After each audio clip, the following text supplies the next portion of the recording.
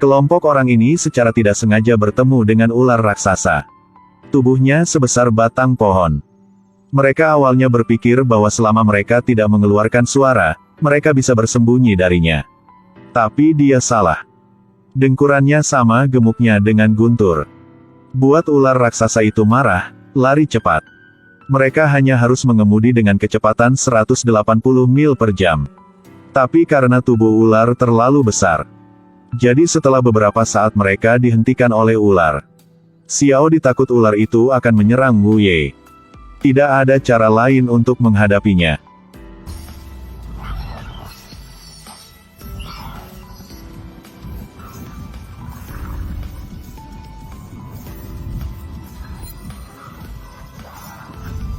Cantik. Awalnya mengira pisau yang satu ini bisa menekan ular.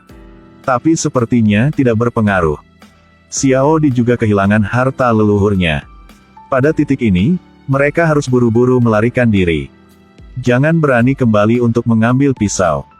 Mereka kemudian dikejar ular dan harus lari ke dalam gua. Tapi dia terlalu gemuk jadi dia tidak bisa melewatinya. Melihat ekor ular itu datang ke sini. Untungnya, pada saat genting bagi pria gemuk itu, dia ditarik masuk. Kemudian ular itu merasakan sesuatu. Tiba-tiba kabur. Itu karena ada sesuatu yang lebih menakutkan di gua ini. Itu ular rumput Jepang. Kesadaran semacam ini sangat kuat. Selain itu beracun. Yang lebih sulit lagi adalah reptil ini sangat sulit diatur. Jika mereka membunuh seekor ular di antara mereka, maka akan ada ribuan ular lain untuk melawan mereka. Bahkan Xiao Di tidak berani bertindak tiba-tiba.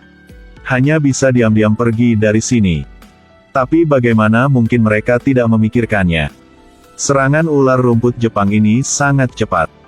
Tepat ketika mereka sedang beristirahat, seekor ular rumput Jepang tiba-tiba meledak dari Aning meninggal. Wu Ye bukan lagi Wu Ye yang tidak bersalah di masa lalu. Karena Aning adalah satu-satunya yang dia cintai. Saat-saat kenangan muncul dalam pikiran. Dia ingin membawa Aning ke istana Ibu Suri Barat. Dia datang untuk ini. Kamu sudah mati, tapi aku masih menggendongmu. Tapi larut malam mereka hampir terbunuh. Ketika dia pergi tidur, jelas bahwa Aning masih di kantong tidurnya. Tapi kantong tidurnya terbuka dengan sendiri. Di balik rerumputan, ada sesuatu yang ditujukan pada mereka. Siapa? Xiao Di melihat sosok itu dan buru-buru mengejarnya. Kelompok Wu Ye tidak cepat atau lambat untuk dikejar. Tunggu sampai mereka kembali ke perkemahan. Kemudian tubuh Aning ular untuk membawa satu orang. Kalau saja grup itu tertidur lelap, maka mungkin seluruh kelompok sudah mati. Sangat ketakutan dengan hanya memikirkannya. Kali ini di sisi lain, Xiao Di mengejar pria berbaju hitam sampai pagi. Tapi setelah mengejar ke tempat mistis, dia berhenti lagi. Keluar di sini. Orang ini adalah Chen Wenjin yang menghilang 10 tahun yang lalu. Dia tampaknya telah berkolusi sesuatu di pagi hari dengan Xiao Di. Bahwa Xiao Di pasti ingin Wu Ye memasuki istana Ibu Suri Barat. Tapi apa tujuan dari ini? Pada saat yang sama menyebutkan orang palsu yang bercampur dalam grup. Ini adalah organisasi kuat yang sangat misterius. Setelah negara yang dibebaskan mengambil kendali penuh dari Gerbang 9. Jika ingin mendapatkan informasi terkait keabadian di 9 gerbang.